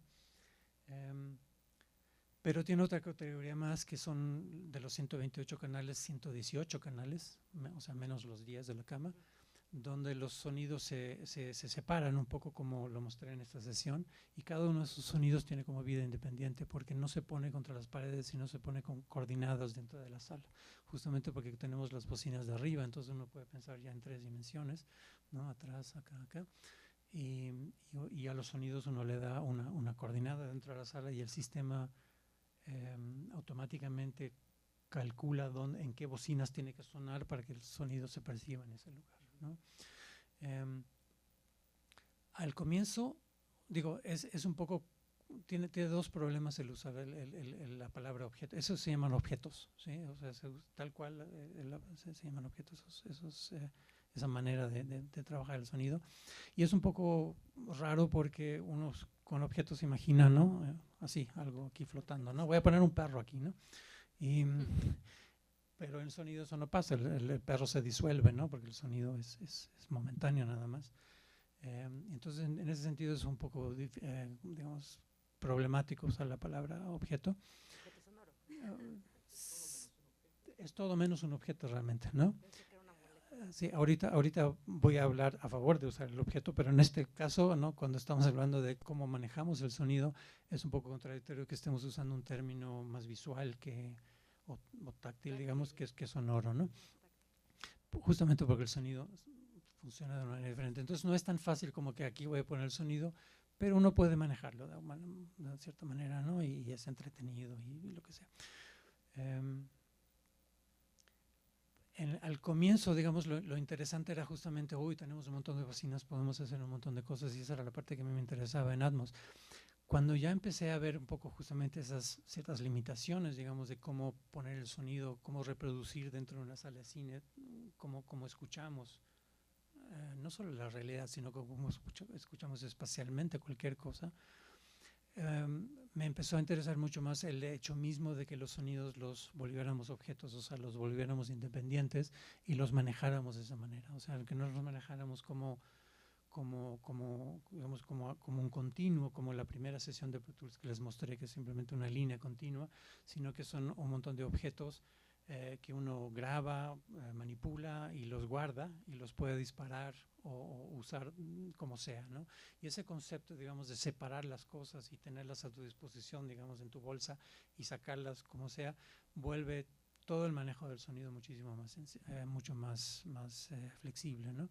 Les quiero mostrar como último nomás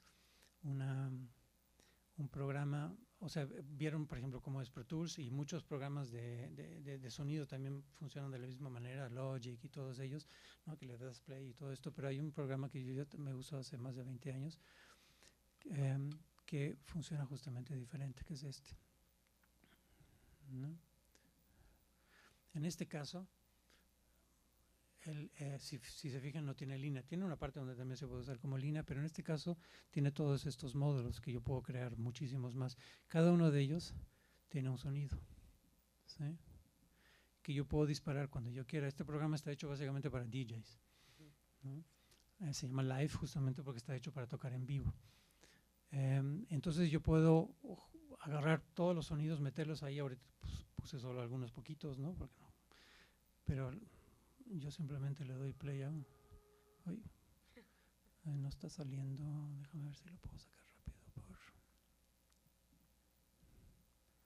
HDMI. No está todo tan chiquito aquí, no veo nada.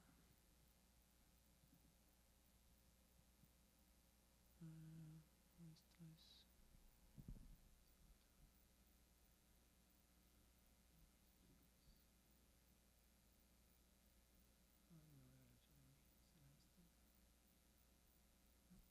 Bueno, no importa. Lo voy a poner aquí fuerte nomás, pero no es tanto para... O sea, lo que quiero ver es cómo funciona, no tanto... ¿sí?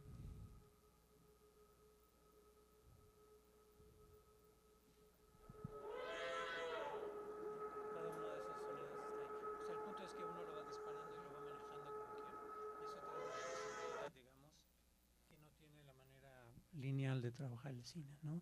Y eso se me hace mucho más interesante pensando en que si yo, o sea, pensando en el hecho de que aquí damos clases de sonido también para cine, de tratar el sonido de esta manera, ¿no? De como lo que decía hace un rato, como un primer paso hacia una dirección que todavía no tenemos idea hacia dónde va a ir, pero por lo menos ya la empieza a fragmentar y la podemos manejar de una manera mucho más flexible, mucho más improvisada muchas veces y mucho más, digamos, reaccionando en tiempo real con lo que está pasando, ¿no? Y no esta manera de hacer cine que es, decidimos algo y recién cuando está terminado y ya fijo, lo empezamos a reproducir, ¿sale? tenía varias otras cosas que quería platicar, pero me gustaría más bien como terminar aquí porque creo que es muchísimo material o muchísimo tema y empezar una discusión. Le había pedido, aquí ya me toca yo, que es de música, porque platicamos hace un ratito y le expliqué un poco de qué iba todo esto, de que nos contara un poquitito cómo esto también pasa en la música, ¿no? Porque me parece interesante que con la música pasó algo muy parecido con el sonido, que en su momento era algo mucho más colectivo, mucho más a veces secundario, depende de cómo está, cómo no la está escuchando en ese momento, ¿no? Y lo que pasó con la música, especialmente digamos con la música de clase, por ejemplo, de ahí la conocemos mucho, es que se volvió algo individual, algo que también se escribe en una partitura y se reproduce, ¿no?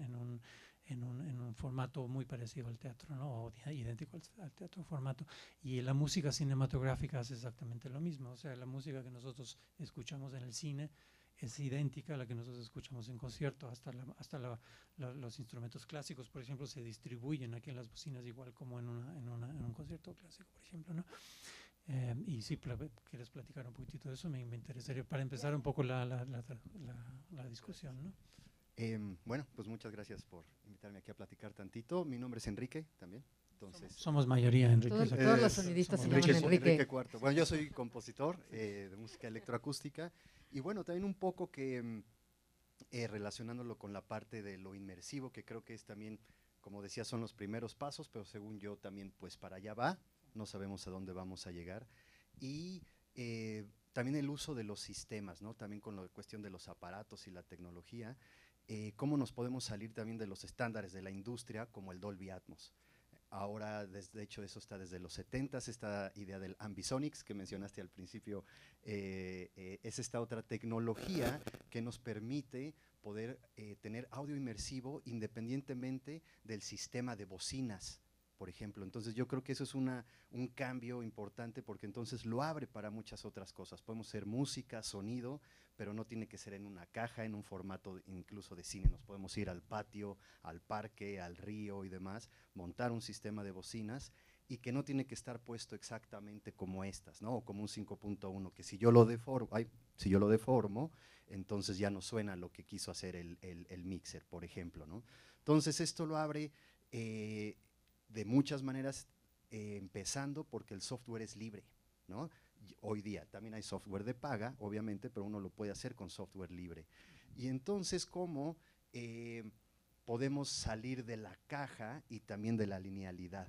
Porque entonces podemos empezar a hacer las cuestiones de la espacialidad del sonido en tiempo real, por ejemplo, ¿no? Podemos improvisar contra la imagen o la imagen contra el sonido. Y lo puede hacer cualquiera, ¿no? Justamente hay que echarle ganitas, pero… Claro, no, pero técnica, pero digamos, sí. no es un sistema tan caro que solo los cineastas… Que eso es lo que también estamos tratando de enseñar ahorita aquí en la ENAC. Ya estamos como pues justo empujando a tener ya tenemos un sistema, Ambisonics, ahorita en el laboratorio de música, uno chiquito, pero entonces ya todos los estudiantes lo pueden hacer, utilizar, irse a su casa con su laptop y audífonos, seguir trabajando, regresar y seguir probando, ¿no? Gracias a esta técnica de Ambisonics. Y hay muchos ejemplos, pero bueno, les voy a decir nada más así uno rápido para también no comerme todo el tiempo, que se me hizo interesante porque funciona dentro de una caja. De todos modos, esto lo vi estando en la Universidad de Colorado, fui a dar una plática y a tocar en vivo en sistemas inmersivos, que eso es como mi especialidad, vamos a decir. Pero se me hizo muy interesante un artista que presentó una obra audiovisual, pero cómo expandió la caja, incluso dentro de la misma caja, ¿no? Entonces, de entrada, la pantalla, pues no es esta, otra vez, el dogma de tenerlo enfrente y demás. Entonces era un ciclorama, creo le llaman, 270 grados alrededor de las personas y también en el piso. Entonces, y el sistema eran un domo de 40 bocinas y 4 subwoofers, increíble. Y a la hora de que se hacía la proyección, pues bueno, se proyecta en todos lados. Yo nunca había visto tantos proyectores en mi vida y como una reja arriba, entonces podían proyectar a todos lados. Y el artista, obviamente no hay butacas, eso también es el primer paso, ¿no? Ponte donde tú quieras. Y puso como si fueran unas casas de campaña, pero de tela blanca, parecían esa idea. Pero entonces había cojines, uno se podía acostar aquí, caminar y demás. Entonces se rompe la idea de la pantalla. Aunque había esta pantalla, pues, si yo me meto abajo de la casita de campaña y me acuesto, pues ahora la pantalla es la tela. pero si me paro y empiezo a caminar, pues me están proyectando, yo soy la pantalla, ¿no? O si alguien está caminando, él es la pantalla. Entonces a mí se me hizo muy, muy interesante esa idea de romper esta parte de entrada de lo frontal, ¿no? Que tal vez no sé si sea el futuro o demás, pero ya había muchas formas. De entrada me puedo sentar viendo para allá, me puedo sentar viendo para allá, no tengo que nada más estar viendo aquí. E incluso, que eso tal vez tampoco no es nuevo, pero había un momento donde sonaban unos cornos súper realistas dentro de todo este sistema y al final salieron a dar las gracias, entonces estaban escondidos en los balcones del lugar y sonaba impresionante toda esta combinación de sonido espacial, más músicos ahí y esta cuestión de lo visual que yo lo que creo que cambió fue el nada más ser un receptor como audiencia. Yo puedo tomar decisiones, yo me puedo ir a ver lo que yo quiera, puedo ver el piso, el techo no, ahí no había proyección, ¿no? Pero no dudo que al rato también haya Bueno, proyección en el… está esta, no sé si han visto esta bola en Las Vegas, ¿no? Que es muy Sí. impresionante, ¿no? Que de adentro de afuera proyecta lo mismo, pero tú estás adentro y eso esa no funciona Sí. con proyección, funciona con Ya con otro una especie sistema. de un sistema mucho más complicado, ¿no? Sí, y que también lleva hasta incluso otras cosas, por ejemplo, para cuestiones de museos, donde podemos hacer ese mismo tipo de proyección. Se está haciendo una justo ahí en Austria, donde, por ejemplo, te quieren enseñar los valses de Johann Strauss, ¿no? O algo así. Entonces, obviamente se proyecta la orquesta, pero incluso de cómo se grabó esa orquesta, pues fue con una carpeta, bueno, un tapete de micrófonos arriba de la orquesta. Con Ambisonics lo que se puede hacer es otra vez poner esos micrófonos virtuales en el espacio. Entonces, si yo me pongo por allá, estoy escuchando como si fuera el director de la orquesta.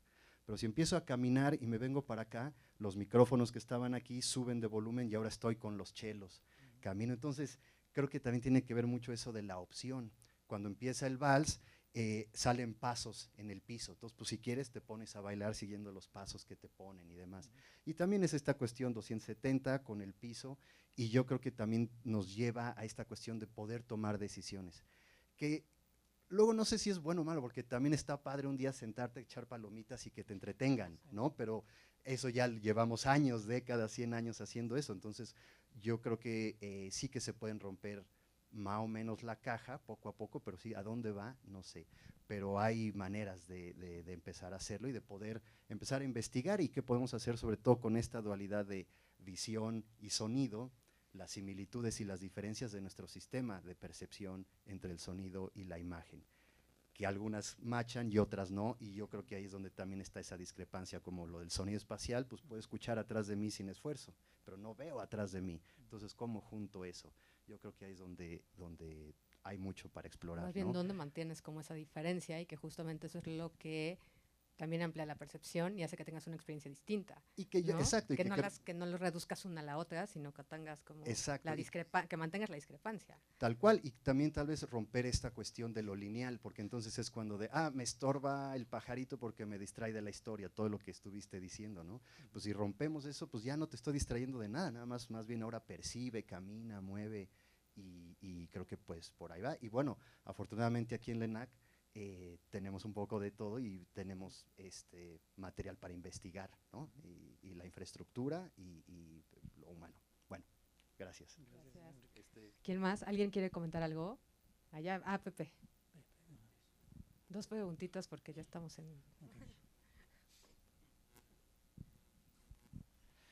Sí, gracias. Bueno, que hay muchos temas bien interesantes, pero bueno, pensando en el contexto, creo que es muy importante pensar justamente en otra manera de pensar ya el cine.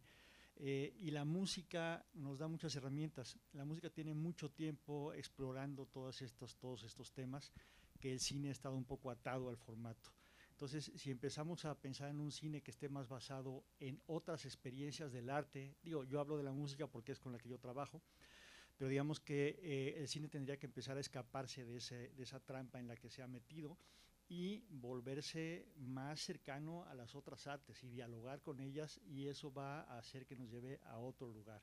Entonces creo que la experiencia cinematográfica tiene que transformarse, pero a partir justo de relacionarse con otros medios, y en ese sentido pues la música tiene mucha ventaja, tiene mucho tiempo, ha pasado por muchas etapas, y en la parte tecnológica se ha desarrollado de una manera híbrida, compleja, como nos contó Enrique, y creo que el cine pues podría nutrirse enormemente de eso para que tengamos un cine que corresponda más con el momento histórico en el que estamos viviendo y no seguir contando historias a la manera que uno de los cines que se apropió del mercado nos ha acostumbrado a estarlo viendo. Y gracias por todos los temas. Gracias, Pepe. ¿Alguien más? Juan Carlos.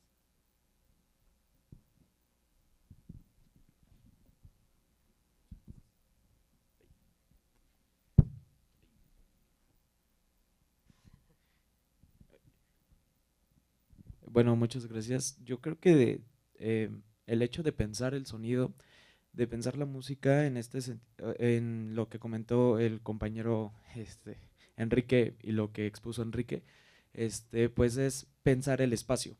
Es decir, a estar hablando de todos estos sistemas 5.1, 7.1, o lo que mencionabas de las pantallas, de cómo la pantalla, digamos, se disuelve, pues es también, de cierta manera, el hecho de pensar cómo el sonido se nos presenta, es en algún punto pensar qué es el espacio, y aquí me remito un poquito a lo que decía la doctora Sonia, cuando pues hablaba de la caverna, ¿no? Cuando nos remitimos a la cueva, cuando nos remitimos a esta experiencia áptica, pues tenemos como, pues no sé, ahora sí que condiciones de posibilidad distintas de lo que el cine y la música y en general, quizás incluso borrando el cine, borrando la música, sino simplemente teniendo, digamos, experiencia sensible, pues que puede llegar a ver, ¿no?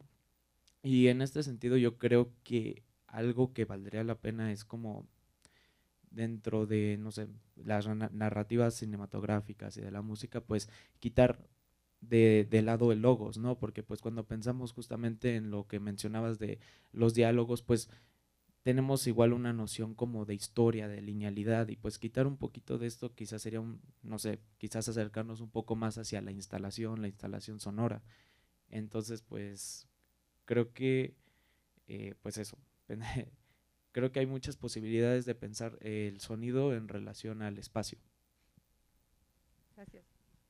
Hay un texto que leí, no me acuerdo exactamente dónde, lo estuve buscando porque me encantaba, donde habla de que cuando nosotros estamos en el cine y de repente, por ejemplo, pasa un helicóptero arriba de nosotros, ¿no? El sonido de un helicóptero, nuestra reacción o lo que nosotros hacemos como espectadores no es buscar el helicóptero o imaginarnos del helicóptero, si lo que hacemos es miramos para arriba y lo que buscamos es la bocina de donde salió el helicóptero, ¿sí?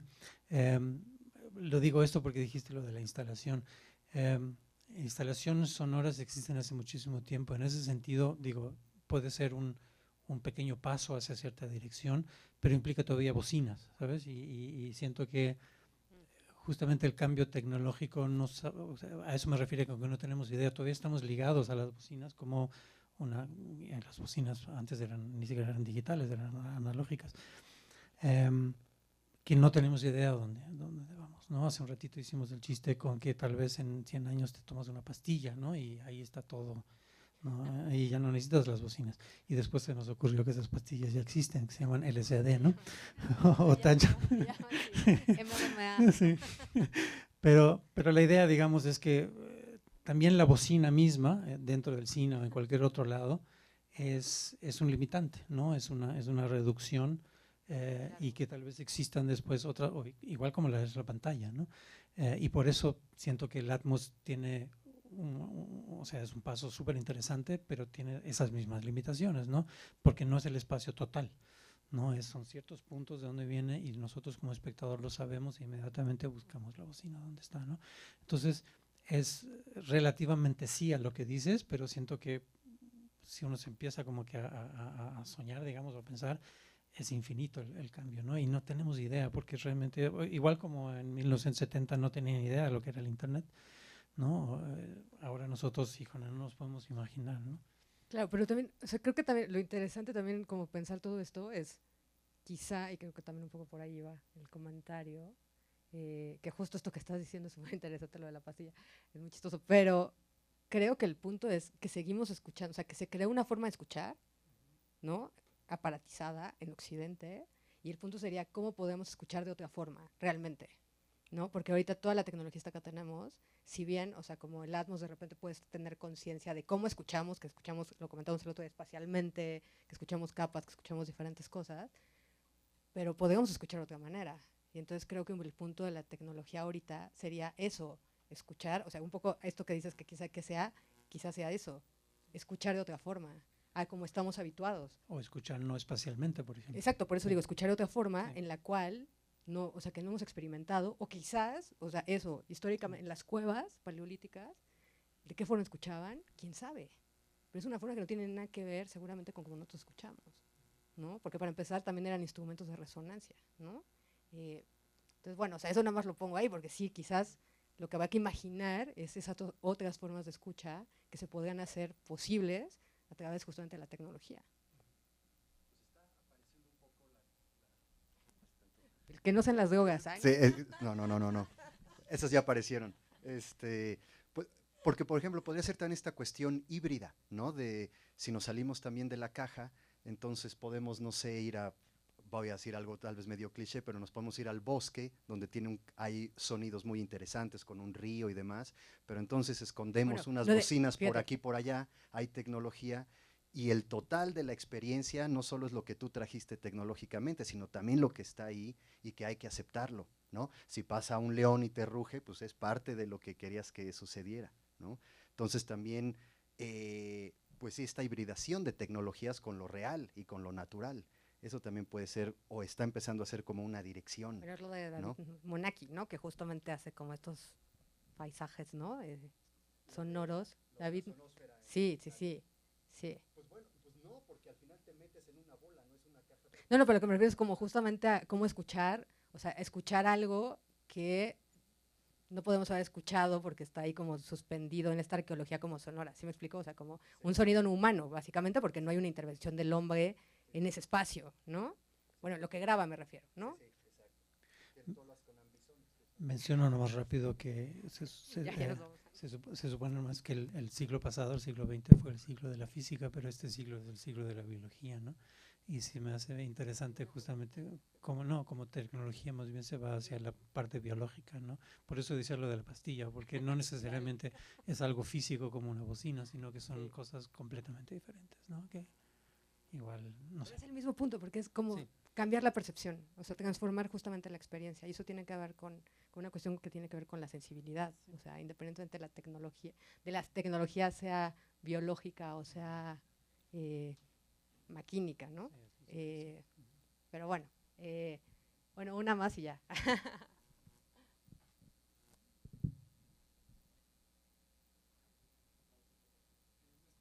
No, a ver, te lo paso a mí.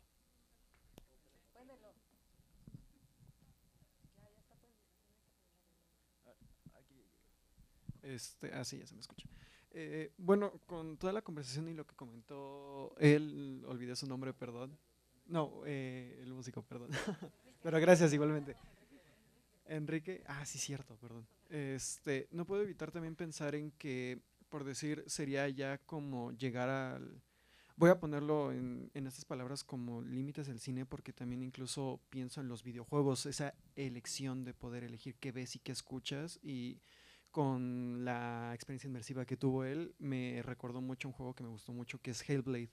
Justamente que aunque lo jugué con unos audífonos baratos, se llegaba a escuchar muy bien, y aunque tenía como este sonido narrativo, porque finalmente en Hellblade escuchas las voces del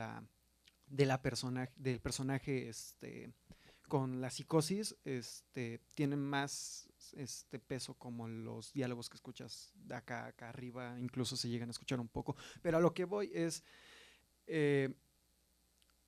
porque también es como un tipo de duda, sería cómo podemos llegar a, aunque por decir, también entramos como a un tipo de dilema entre que el artista qué es lo que quiere comunicar, porque también sí, por decir, no sé cuál sería el contexto de lo que querían hacer con esta experiencia inmersiva. Y vuelvo a lo mismo con el ejemplo de Hellblade, lo que querían era que sintieras qué rayos se siente tener psicosis, tener voces en la cabeza, que bueno, aunque la mayoría las tenemos, tenerlas muy presentes. Y justamente, bueno, aunque ya me meto más en aspectos de videojuegos, en este caso también se reafirma cosas del mismo videojuego como con mecánicas que tenían las mismas voces. Y en este caso, por decir el ejemplo que dio de cuando escuchamos el helicóptero y volteamos a ver la bocina de dónde salió, en un videojuego podemos voltear a ver al helicóptero y tenemos esa imagen visual y un sonido ya más específico. Nos concentramos directamente en el sonido del helicóptero a pesar de tener todo un sonido envolvente, vaya. No sé si entienda un poco el punto, ¿no?, a lo que quiero llegar. Sí, bueno, sería más o menos todo. Los videojuegos, a mí se me hace un tema súper interesante. Nomás mencionar que, salvo excepciones, y yo tenía una que ya no me dio tiempo de mostrar, pero la puedo explicar rápido. La mayoría de los videojuegos, por más que te presentan, digamos, normalmente es como un rectángulo o un cuadrado enorme, ¿no?, donde tú puedes mover, que es un poco lo que, no, digamos, es un área, ¿no? Es un área geográfica virtual donde tú te puedes mover y puedes ir por donde quieras. Hay unos que no tienes muchas opciones, pero hay unos donde puedes pasarte toda tu vida. Pero al final siempre tienes que llegar a un punto donde vas a pasar al siguiente nivel. Entonces, en ese sentido, todavía siguen siendo medianamente lineales, ¿no? Porque tienes que seguir cierto orden. Pero aún así es una buena mezcla. El caso que quería mostrarles en relación a la gráfica, existe un sitio de un japonés que es solo gráfica, donde tú puedes acercarte muchísimo, ¿no?, a las células, porque es como un sitio donde puedes ver la comparación de los tamaños. Te puedes acercar muchísimo, muchísimo, pero también te puedes alejar muchísimo. Entonces ves la Tierra, ves el sistema solar y todo esto. Y tiene puros elementos reales, como Saturno o lo que sea, ¿no? Pero un poquitito de chiste puso ahí entonces un rectángulo flotando en la mitad del sistema solar, y es enorme, es como de aquí a Júpiter más o menos, que es el espacio que ocupa realmente Minecraft, ¿no? O sea, y ese lugar, digamos, existe realmente. O sea, no es un juego donde tú entras a hacer algo, sino, o sea, algo específico en el sentido de que tienes que seguir a otra etapa, sino que es un lugar enorme donde tú te puedes mover y hacer lo que quieras, construir cosas o, ¿cómo se llama?, cazar jabalíes o lo que sea. Y con suerte te encuentras a alguien más, ¿no? Pero ese espacio virtual es un poquitito en esa sensación, o sea, que también en los juegos uno puede empezar a romper ese esquema de los pasos, ¿no?, de las tareas, y simplemente moverte ahí en medio, ¿no?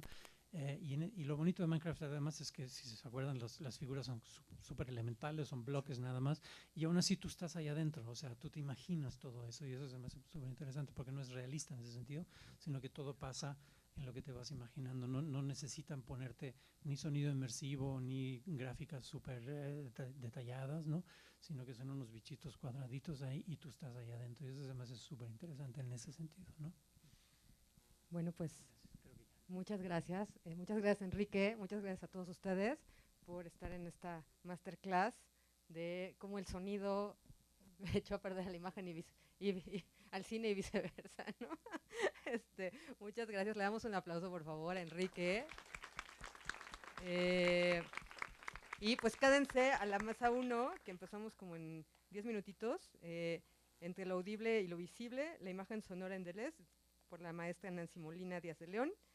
La performatividad de las imágenes en Logo de Harun Farocki, por la doctora Mariana Martínez.